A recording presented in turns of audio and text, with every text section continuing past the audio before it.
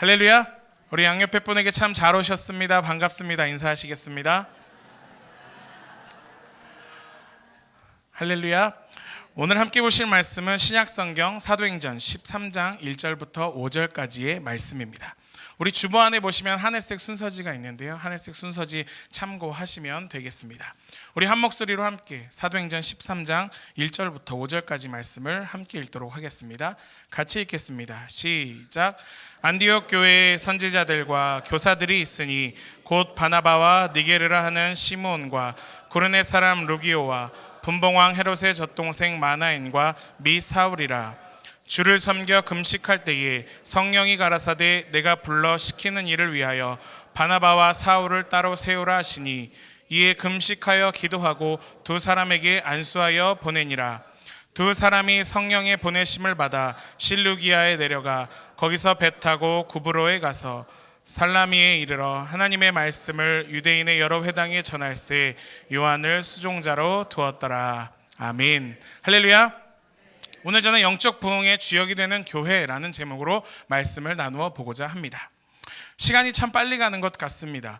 2018년도 벌써 2월 중순이 되어갑니다. 해가 바뀌면 여러분들은 어떤 일들을 하십니까? 많은 사람들이 해가 바뀌면 연초에 크고 작은 계획들을 합니다. 혹은 다짐을 합니다. 그리고 그 다짐을, 계획을 하나하나 이루어가면 참 뿌듯해 합니다. 사람들이 이렇게 계획을 세우는 이유가 무엇일까요? 그것은 그 계획을 통해 내가 원하는 바를 이루기 위함입니다. 우리가 어떠한 비전을 갖느냐, 어떠한 계획을 세우느냐 참 중요합니다. 그리고 그것을 실천에 옮길 때에 우리의 인생은 달라질 수 있습니다. 교회도 마찬가지입니다. 올해 저희 교회는 이 앞에 걸쳐있는 현수막처럼 영적 부흥의 주역이 되자라는 표어를 갖고 나아가고 있습니다. 우리 교회가 영적 부흥의 주역이 되는 교회가 되기 위해서는 우리가 어떻게 계획하고 어떻게 행하느냐에 따라 우리 교회는 영적 부흥의 주역이 되는 교회가 될 것입니다. 오늘 본문 말씀은 초대교회, 그 중에 안디옥 교회의 모습을 담고 있습니다. 안디옥 교회는 우리가 알고 있는 것처럼 바울의 선교를 돕는 본부와 같은 아주 중요한 역할을 하는 교회였습니다. 이 안디옥 교회의 모습을 통해 영적 부흥을 이루는 교회의 모습을 한번 발견해 보고자 합니다. 먼저 본문 말씀 사도행전 13장 1절 말씀을 우리 한 목소리로 같이 읽어보도록 하겠습니다. 13장 1절 같이 읽겠습니다. 시작. 안디옥 교회에 선지자들과 교사들이 있으니 곧 바나바와 니게르라 하는 시몬과 구레네 사람 루기오와 분봉왕 헤롯의 젖동생 마나엔과 및 사울이라. 여러분 1절에 보시면 안디옥 교회의 대표적인 몇 사람을 소개하고 있는 것을 볼 수 있습니다. 바나바와 니게르, 루기오, 마나엔, 사울입니다. 그런데 이 사람들의 면면을 살펴보면 참 놀랍습니다. 왜일까요? 제가 왜 놀랍다라고 말씀을 드릴까요? 먼저 한 사람 한 사람 살펴보겠습니다. 바나바는 어떤 사람입니까? 사도행전 11장 24절에 보시면 바나바는 착한 사람이요 성령과 믿음이 충만한 자라 이에 큰 무리가 주께 더하더라. 바나바를 어떤 사람이라고 소개하고 있습니까? 바나바는 착한 사람이고 성령과 믿음이 충만한 사람이라고 말하고 있는 것을 봅니다. 그는 유대인이지만 복음을 받아들이고 전 재산을 바쳐서 교회를 세우는 데 사용한 사람입니다. 이어서 나오는 니게르는 어떤 사람일까요? 니게르라는 단어의 뜻에는 검다라는 뜻을 갖고 있습니다. 이 니게르라는 단어가 바로 검다라는 의미의 단어다라는 것입니다. 본명인 시므온의 라틴식 별명이 검다라는 뜻의 니게르입니다. 이것을 통해 우리가 알 수 있는 게 뭡니까? 니게르는 흑인이라는 것입니다. 아프리카 출신으로 흑인이라는 겁니다. 뒤이어 나오는 루기오 역시 마찬가지입니다. 어디 사람이라고 합니까? 구레네 사람이라고 합니다. 구레네는 지금의 아프리카 리비아 지역을 나타냅니다. 즉 이 사람도 아프리카 출신 이방인들입니다. 마나에는 어떤 사람일까요? 분봉왕 헤롯의 젖동생이라고 합니다. 여기서 젖동생이라 함은 같은 친형제 자매는 아니지만 한 엄마 앞에서 같이 젖을 먹고 자란 친형제와 같은 형제다라는 뜻을 담고 있습니다. 여러분 누구의 젖동생입니까? 헤롯 왕의 젖동생이라고 말씀에 나와 있는 것을 볼 수 있습니다. 헤롯 왕은 어떤 왕입니까? 우리가 알고 있는 것처럼 복음을 증거했던 세례 요한의 목을 벤 사람이, 순교를 하게끔 만든 사람이 헤롯 왕입니다. 그때 당시에 그 지역에서 가장 폭군으로 명성을 날린 사람이, 이름을 떨친 사람이, 사람들로 하여금 두려움에 떨게 한 사람이 헤롯 왕입니다. 이 헤롯 왕과 함께 어린 시절을 같이 보낸 사람이 마나엔입니다. 그리고 왕과 함께 어린 시절을 보냈다면 이가 신분이 귀족이었을 것임을 우리는 알 수 있습니다. 마지막으로 사울은 누구입니까? 우리가 잘 알고 있는 바로 바울이라 불리는 그 사울입니다. 바로 다소 출신으로 정통 유대교 교육을 받은 사람으로 기독교를 앞장서서 핍박하던 유대 사람이 바로 사울입니다. 제가 이들의 면면 한 사람 한 사람을 보고 정말 놀랍다라고 한 말씀이 바로 이것입니다. 무엇이요? 유대인, 이방인, 귀족, 다인종 다계급이 정말 다양한 사람들이 모여있기 때문입니다. 뿐만 아니라 지금 이 교회가 세워져 있는 안디옥 교회는 당시의 헬라 철학이 매우 발달한 곳이었습니다. 지식인들이 많이 모여있는 곳이 바로 이 안디옥 지역입니다. 정말로 이 헬라 철학에 물든 사람들, 다양한 지식의 사람들, 다양한 생각과 다양한 문화를 가진 사람들이 모여있는 곳이 바로 안디옥 교회임을 알 수 있습니다. 그런데 참 놀라운 것은요, 무엇인지 아십니까? 이 다양한 사람들이 단순히 안디옥 교회의 구성원으로 있는 것이 아니라 1절 서두에 보시면 이 사람들이 어떤 사람이라고 합니까? 선지자와 교사로 쓰임받고 있는 것을 볼 수 있습니다. 성도 여러분, 안디옥 교회는 인종의 장벽, 출신의 장벽을 뛰어넘어 계층의 장벽, 문화의 장벽을 뛰어넘는 교회였습니다. 무엇이 이 다양한 사람들이 이 모든 장벽을 뛰어넘어서 선지자로, 교사로 쓰임받을 수 있게 하였을까요? 바로 복음인 줄로 믿습니다. 다양한 사람들이 복음으로 변화되었습니다. 복음으로 변화된 이들이 복음의 일꾼으로 사용되어지고 있는 것입니다. 교회는 이런 모습을 갖추어야만 합니다. 누구든지 교회에 들어오면 복음으로 변화될 수 있는 곳, 복음의 일꾼으로 누구나 쓰임받는 곳이 교회인 줄로 믿습니다. 예수님의 마지막 명령도 마찬가지였습니다. 우리가 너무나 잘 알고 있는 마태복음 28장 18절 20절 말씀을 다시 한번 읽어보겠습니다. 우리 마태복음 28장 18절에서 20절 함께 읽겠습니다. 시작. 예수께서 나와 일러 가라사대 하늘과 땅의 모든 권세를 내게 주셨으니 그러므로 너희는 모든 족속으로 제자를 삼아 아버지와 아들과 성령의 이름으로 세례를 주고 내가 너희에게 분부한 모든 것을 가르쳐 지키게 하라. 볼지어다 내가 세상 끝날까지 너희와 항상 함께 있으리라 하시니라. 여러분, 주님께서 뭐라고 명령하셨습니까? 모든 족속으로 제자를 삼으라고 명령하셨습니다. 백인, 흑인, 황인, 부자, 가난한 자, 똑똑한 자, 유력한 자가 아닙니다. 모든 족속입니다. 교회는 모든 족속으로 제자 삼는 공동체입니다. 누구나 복음 안에서 변화되어 누구나 복음을 위해 쓰임받는 곳이 교회의 공동체인 것입니다. 사랑하는 성도 여러분, 이 세상에는 정말 다양한 사람들이 존재합니다. 우리 한번 양옆에 분 앞뒤 분 한번 보십시오. 똑같이 생기셨습니까? 서로 다르게 생기셨죠. 정말 우리 교회만 보더라도, 서로 옆 사람만 보더라도 생긴 모습이, 삶의 환경이, 가정이 다 다른 것이 이 세상입니다. 우리 교회만 보더라도, 또 우리 교회 여러분들이 속한 그룹만 보더라도, 가정교회 식구만 보더라도 정말로 너무나 다양한 사람들이 있습니다. 그런데 그 다양한 사람들 때문에 정말 무수히 많은 일들이 일어나고, 무수히 많은 시험이 들고, 무수히 많은 상처를 받아 교회를 떠나는 것을 보게 됩니다. 사랑하는 성도 여러분, 이것이 진정 교회의 모습일까요? 아닙니다. 내 생각, 혹 내 생각과 맞지 않아도, 나와 다르다고 할지라도 복음 안에서 흩어지는 것이 아니라 복음 안에서 하나가 되는 것이 교회의 모습입니다. 왜입니까? 왜 그렇습니까? 주님께서 이 일을 위해 값진 희생을 치르셨기 때문입니다. 우리 에베소서 2장 14절 말씀 함께 읽겠습니다.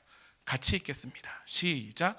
그는 우리의 화평이신지라 둘로 하나를 만드사 중간에 막힌 담을 허시고. 여러분, 이 말씀을 새번역 성경에서는 뭐라고 번역되어져 있는지 아십니까? 그분께서 당신의 몸으로 유다인과 이민족을 하나로 만드시고라고 되어 있습니다. 여러분, 자신의 몸을 십자가에 못 박으심으로 하나가 되는 역사를 이루신 분이 우리의 주님이십니다. 누군가의 모습이, 누군가의 생각이, 누군가의 행동이 나와 다르더라도, 그 사람의 행동이 이해가 가지 않더라도 그로 인해 시험에 들 때에 바로 이 말씀을 기억하십시오. 나를 위해, 우리를 위해 주님께서 십자가에 못 박히셨고 그 희생으로 우리가 하나가 되기를 원하셨음을 기억하는 저와 여러분들이 되기를 간절히 소원합니다. 여러분, 이처럼 안디옥 교회는 세상의 정치, 경제, 사회, 문화, 인종을 뛰어넘는 교회였습니다. 누구나 쓰임받는 곳이 안디옥 교회였습니다. 바라기는 저희 교회가 누구나 쓰임받는, 누구나 들어올 수 있는 교회, 누구나 품을 수 있는 교회, 누구나 복음을 위해 쓰임받는 교회가 되기를 주님의 이름으로 간절히 소원합니다. 계속해서 본문 2절 말씀을 함께 읽어보도록 하겠습니다. 우리 본문 2절 말씀 같이 읽겠습니다. 시작.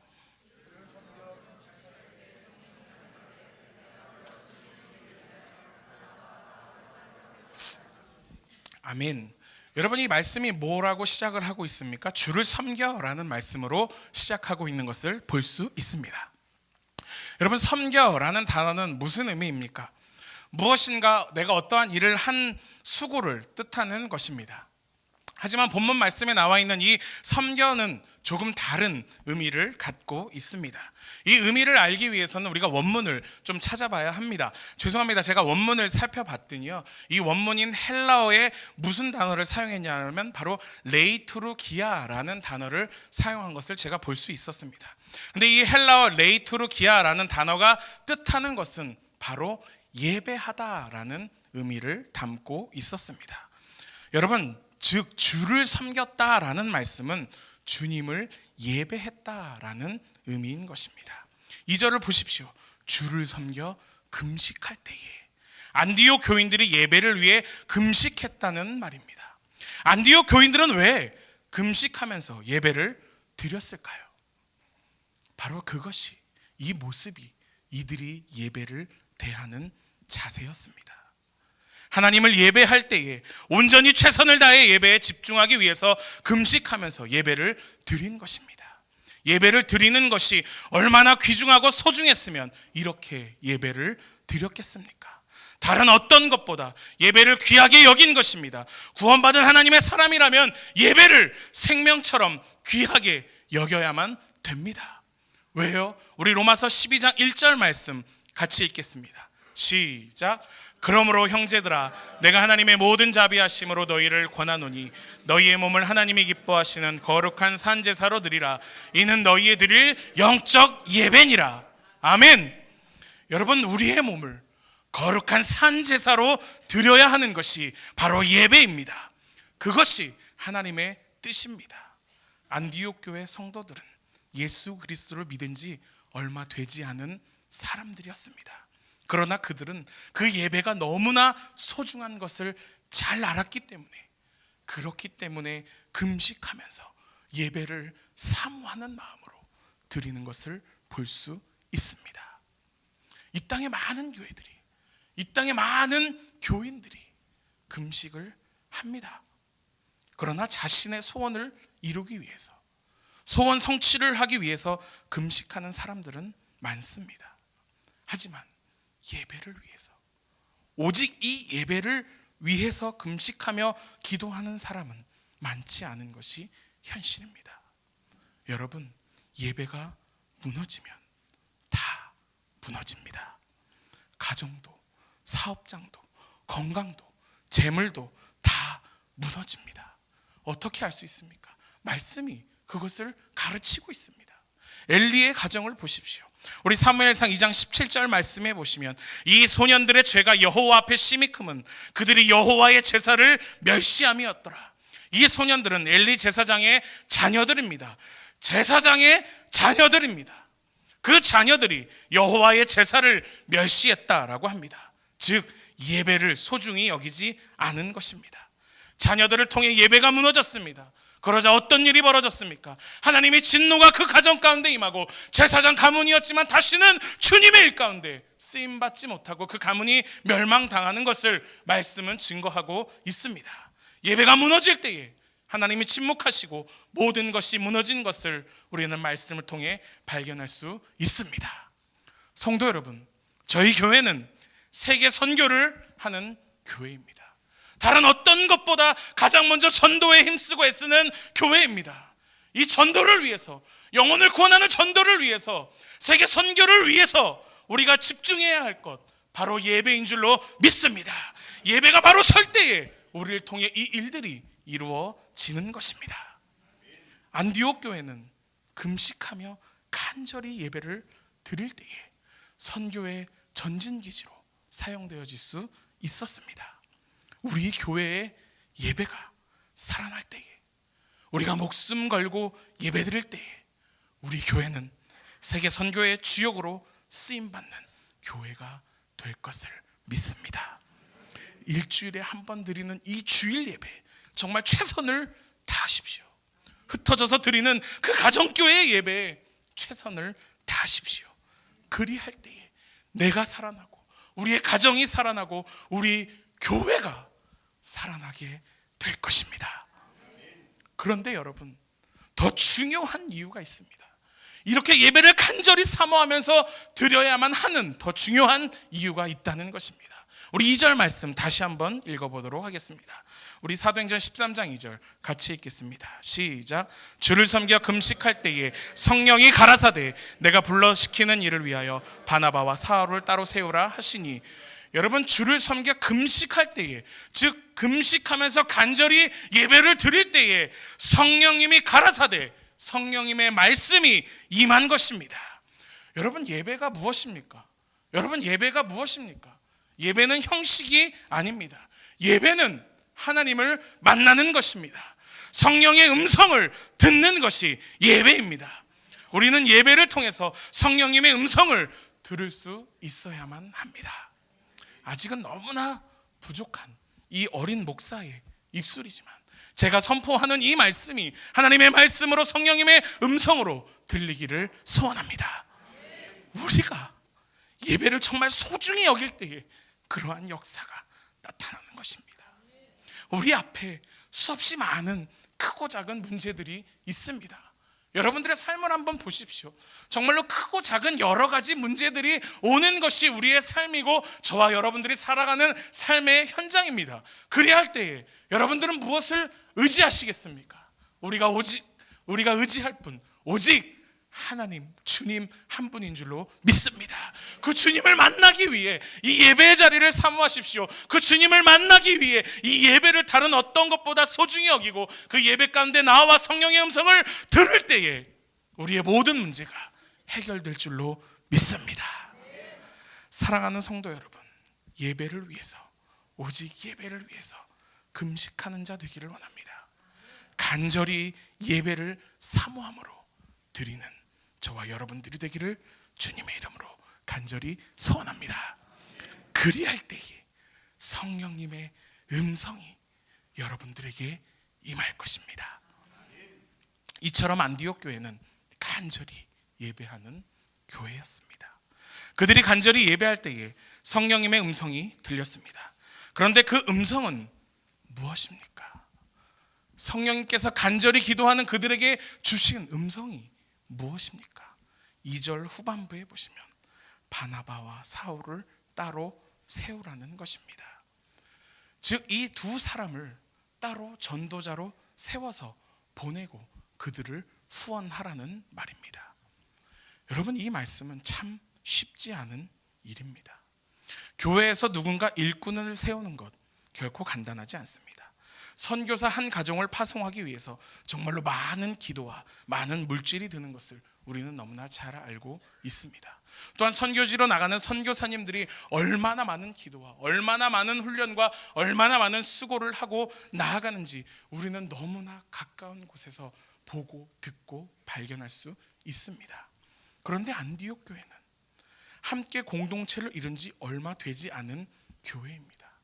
그리고 그 교회를 세우고 자리 잡기까지 아주 중요한 중추적 역할을 감당한 바나바를 보낸다라고 생각할 때에 정말 그 교회로서는 큰 고민이고 어려운 일임에 틀림없습니다.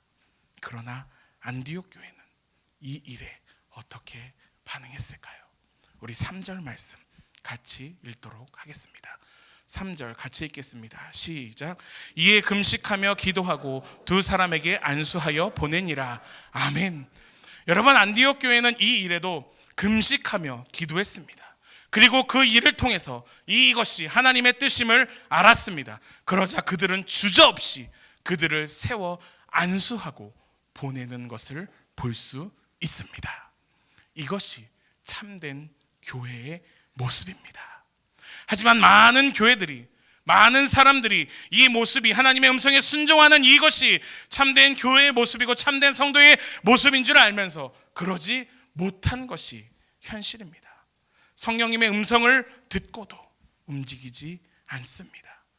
자신의 생각과 다를 때 말입니다. 주님의 음성이 나의 생각과 다르다면 우리는 그 일을 미룹니다. 그것이 하나님의 뜻이 아니라 생각을 합니다. 주님 내게 말씀하시면 내가 순종하겠습니다 말합니다. 내 생각과 맞으면이라는 전제 조건이 있을 때 말입니다. 성도 여러분, 성령님께서 우리에게 말씀하셨다면 우리는 아무 전제 없이 조건 없이 순종해야만 되는 것입니다. 안디옥 교회는 다른 어떤 것보다 성령님의 음성에 우선한 교회였습니다. 하나님의 뜻 앞에 나의 뜻을 내려놓는 교회였습니다. 그리고 성령님의 뜻에 순종하여 보내는 교회였습니다. 사랑하는 서울은혜교회 성도 여러분, 우리 교회도 성령님의 음성에 순종하여 보내는 교회가 되기를 원합니다. 나의 생각과 나의 기준과 나의 판단과 다를지라도 성령님께서 원하시는 일이라면, 성령님께서 말씀하신 것이라면 온전히 순종할 수 있는 저희 교회가 되기를 간절히 소원합니다. 그리할 때에 역사가 나타납니다. 어떤 역사가 나타납니까? 우리 사도행전 13장 4절과 5절 말씀해 보십시오.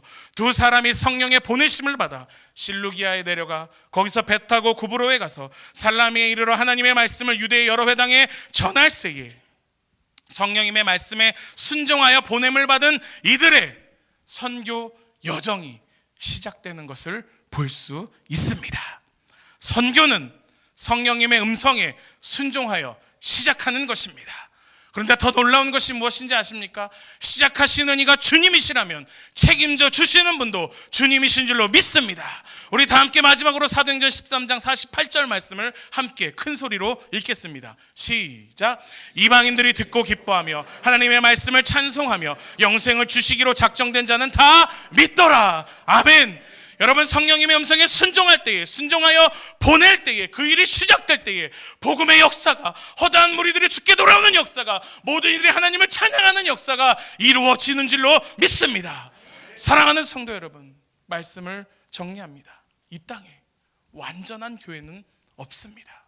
완전하지는 않지만 바로 우리 교회가, 주께서 핏값을 지불하고 세우신 우리 교회가 누구나 쓰임받는 교회, 간절히 예배하는 교회, 성령님의 음성에 순종하여 보내는 교회가 된다면 바로 이 시대에 이 땅 가운데 영적 부흥의 주역으로 쓰임받는 서울은혜교회가 될 줄로 믿습니다. 이 일을 위해 힘쓰고 애쓰는 저와 여러분들이 되기를 주님의 이름으로 간절히 축원합니다. 기도하겠습니다.